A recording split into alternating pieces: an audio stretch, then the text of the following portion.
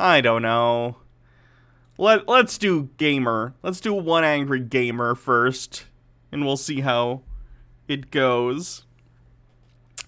Jorin offers adult Japanese games for English-speaking gamers. Gamers looking for adult gaming titles don't have many options, mostly because the entire industry, nay, the entire Western media, have turned against gamers. Oh no. This is Jim Crow for gamers, truly. Gamers. The most trodden upon class in America.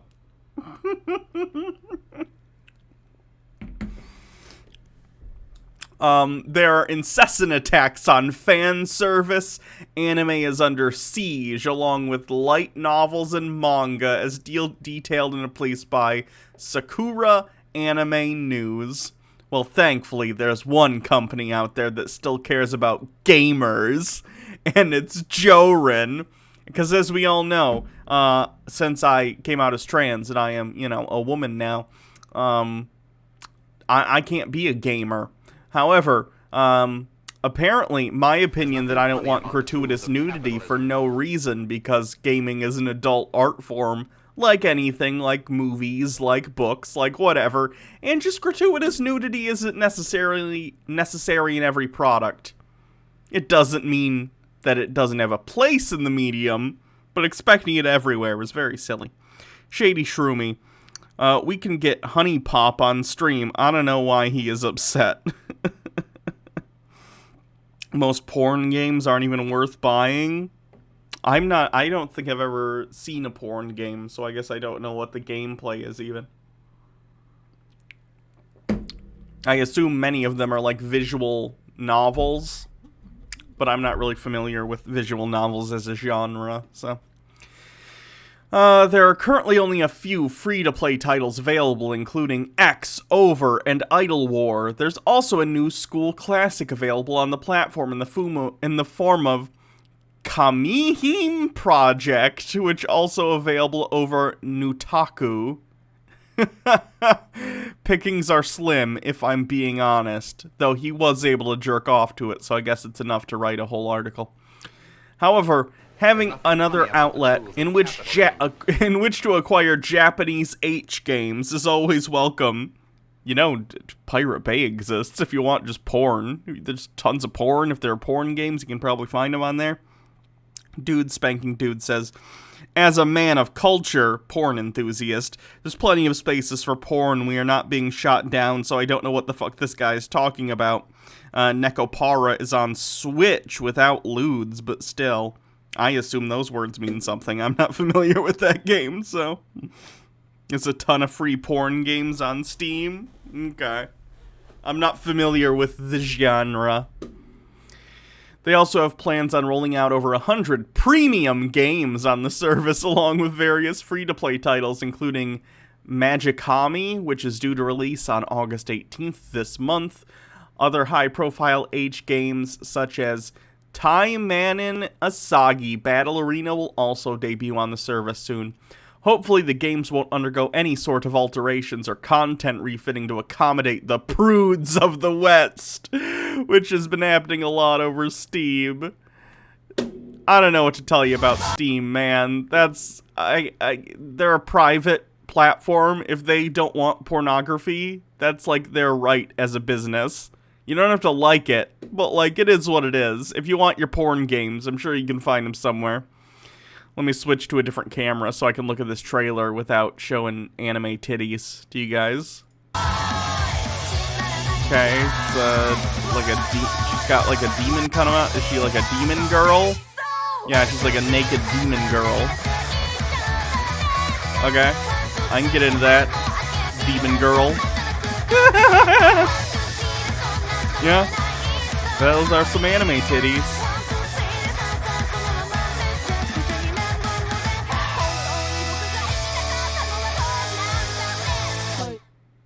What the requirement or how to recommend videos, just put a link in the chat and I'll check it out.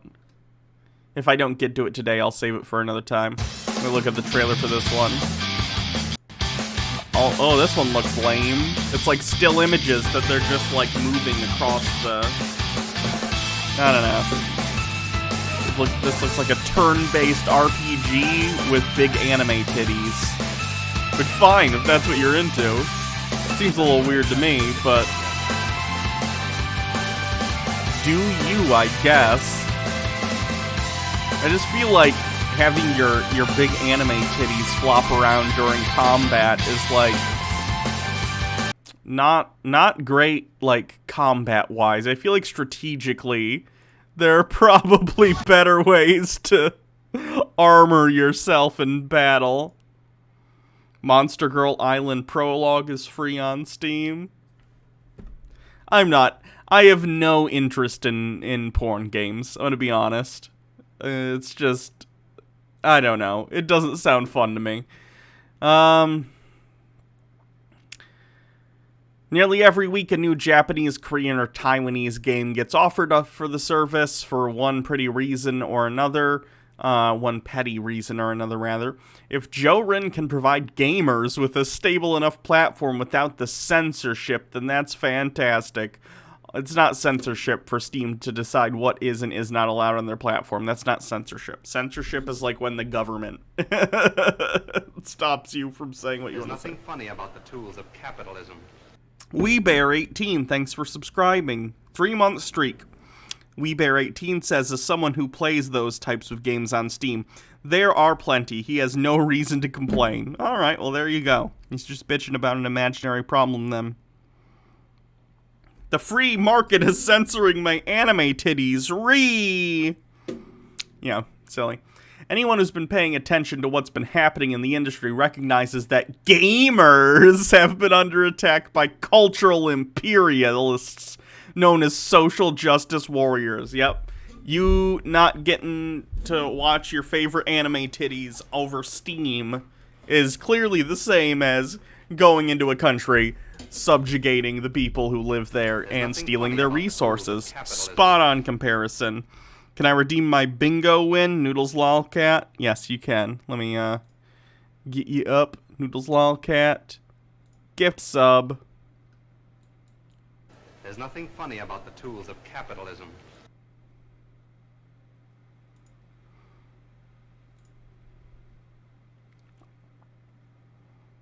Let me just cross your name off on the list, now that I got you. There's nothing funny about the tools of capitalism. Thank you, Byron Dion, for following, and Tetsuyo Dragneil with 5 bits. If you need to cleanse between all this nonsense, this is funny. Okay, let me click on some of these.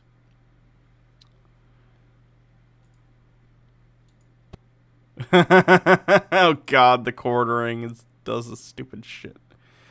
There you go, Noodles Lolcat. There's your sub. Congrats on the bingo win. For anyone who doesn't know, we do Tinfoil Tuesday bingo when we do conspiracy videos on Tuesdays, and whoever wins gets a sub. If Johan is legitimate, sticks to simply providing gamers with adult-oriented content, and avoids giving into the censorious machinations of the cultural Marxists trying to destroy the West, then it could be the blessing that weeb gamers have been asking for. I don't know about you guys, but I'm not a cultural Marxist. I am, however, a cultural tanky, so. Alright, let's see what the Star Wars article is, and then we can move on. I don't know if this will be chuddy, but anytime Star Wars gets mentioned from someone like this, usually there's a dig in there at, like, Kathleen Kennedy or something. Given that publishers and developers are gearing up to increase prices moving into the next generation of gaming, talk of $69.99 and $79.99 becoming the base price to purchase a new game is growing all the more prominent around the game industry. $79.99, no thank you, that's fucking ridiculous. $69.99, I already think the idea that they need to raise prices is untrue, considering the user install base for video games has never been higher. Like, they might be facing thinner margins on each individual sale, but they're making more sales. So this idea that, like, frankly, I think if you're gonna have a shorter game, have a lower price. If you have a long, like, Skyrim game with hundreds and hundreds of hours and you want to, you know, make it $80, that's fine. But, like, on top of that, microtransactions and DLC, it's getting ridiculous. Like, you want me to spend $150, you know, dollars basically over the lifetime of a game with, you know, an $80 price tag, a season pass, microtransactions for cosmetics. It's stupid. Like, games should not cost, like, a quarter of what the system costs. However, EA, a company on the ever-growing Traders of America list. Oh, he's still going on about it. Fun.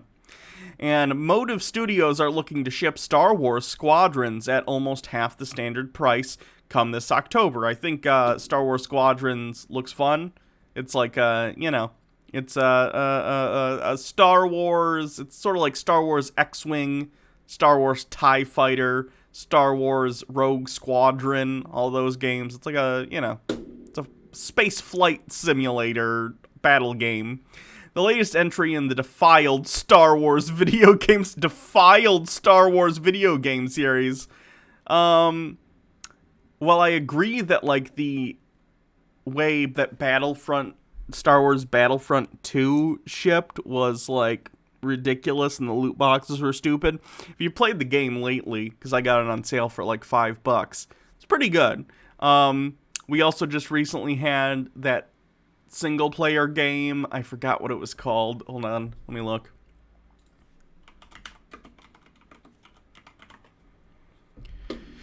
Jedi Fallen Order. That was really good. They're making a new Lego Star Wars game, which I'm very excited for. Jedi Fallen Order is great, yeah. Where'd I get it for $5? It was on sale on, like, the PlayStation Store for, like, $5 a while back. Players will find that it sports a single-player campaign and a multiplayer mode where 5 people can compete against 5 other players in air and space battles. The game is all about piloting crafts such as X-Wings, A-Wings, Y-Wings, TIE Fighters, TIE Bombers, and other iconic Star Wars ships. All of the above with the side of diversity will ship across PC and home consoles for $39.99 at launch, which gameplay footage showing off multiple titles sits below. Again, the fact that one of the characters is a black person, he has to be like, with a side of diversity. Dude, black people exist. What are you talking about? With a side of diversity. Oh, you mean like the real world that is diverse? Would you like me to artificially take everyone except white people out of this video game for no reason? I know the answer would be yes, but I don't know if he would admit it to my face.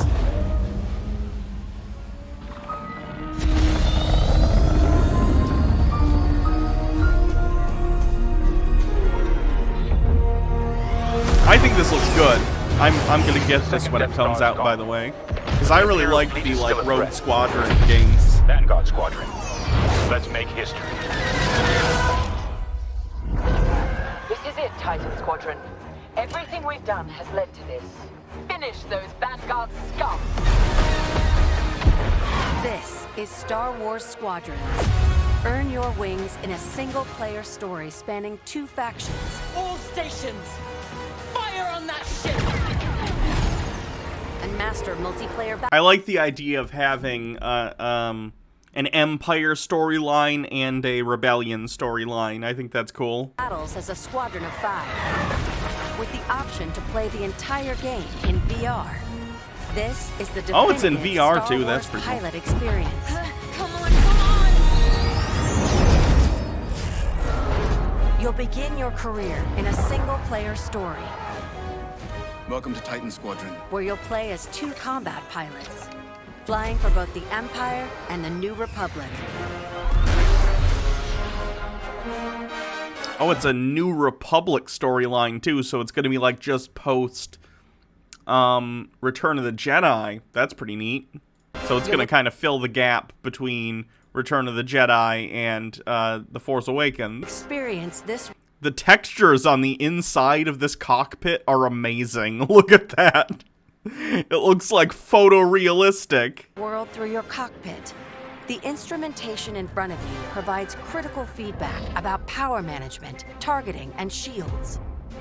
With a squadron of diverse characters at your side, prove your skills on increasingly challenging missions. Hello, Vanguard. Welcome to the Nadiri dockyards. One of my spies has linked the attacks with the New Republic Starhawk project. Yeah, it's VR. The They already story said of the that. two pilots you play Stick together. will shape the balance of power in the galaxy. Get ready! Let him have it.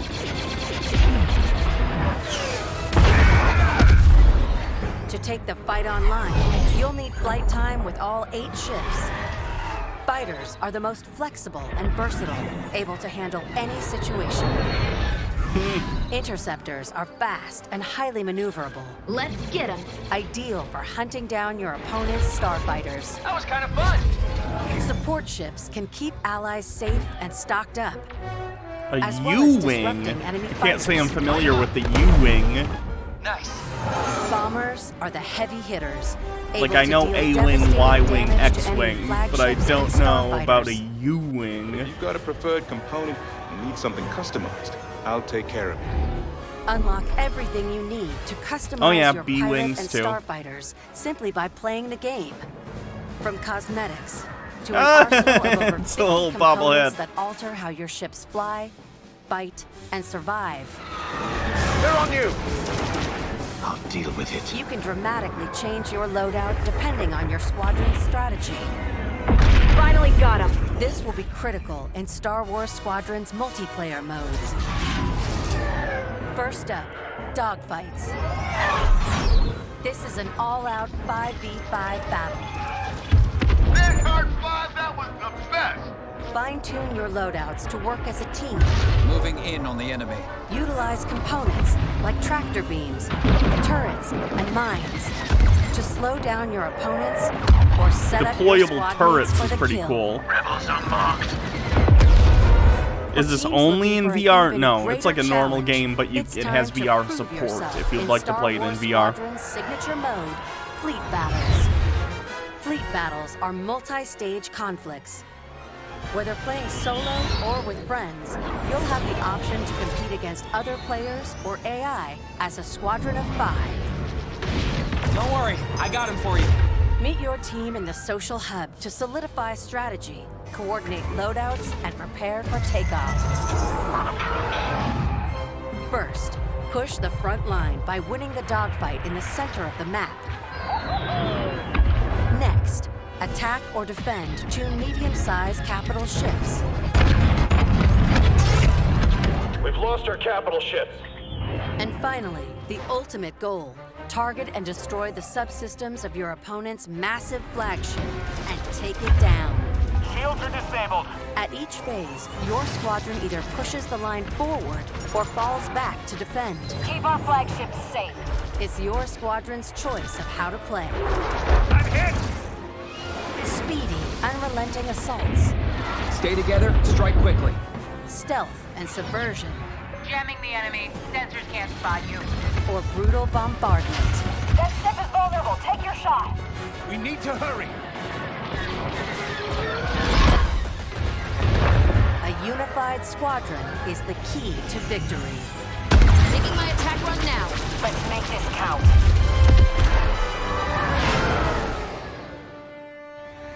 This is Star Wars Squadrons. Join the galaxy's finest and make your mark. You are the hope of this galaxy.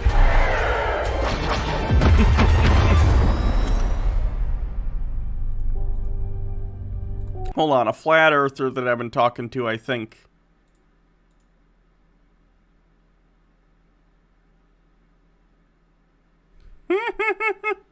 No, I already responded to that. A flat earther's commenting on some of my anti-flat earth videos and having to explain to them. Basically, they're like, pilots don't take curvature into account. And I'm like, yes, they do. Have you seen a flight path before? Have you noticed that they're all parabolic flight paths? That's because on a globe, if you project it onto a flat map, a straight line looks curved. So, just arguing with him about that. Okay, he continues, thanks to publication site MP First, Blake Jorgensen, who happens to be EA's chief operating officer and chief financial officer, explains the why behind the pricing story regarding Star Wars Squadrons during a recent investor relations call. The site kicked off an explanation process with Mario Liu, asking the CFO the following question.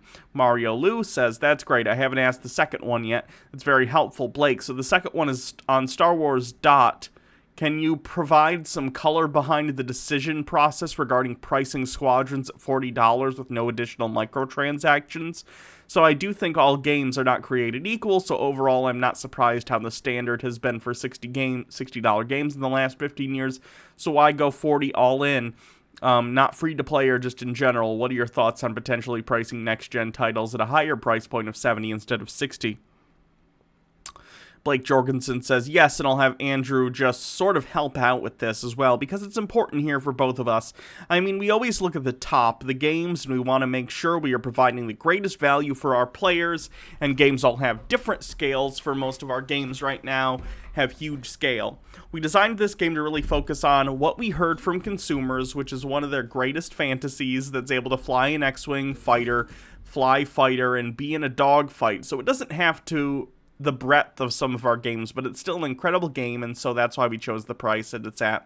Slightly lower level to also allow access to as many people as possible who had that Star Wars fantasy. And lastly, the game in question will launch for PC, Steam, Epic Games Store, Origins, PS4, and Xbox One on October 2nd. I think that's a good idea. I think the idea of pricing games in such a way that it makes it so if you have a more expensive development cycle, you can price it higher because you have more value, you know, for what's going into it. But if you just have like not even necessarily an indie game, but like a B game, you know, not a AAA game, like a AA game, maybe $50, $40, you know? And if you have like an indie games already do this sometimes, you know, like $20. I think that's reasonable. The idea that honestly every game is priced $60 is kind of weird, considering how variable games are in, you know, the amount of content that's in them. So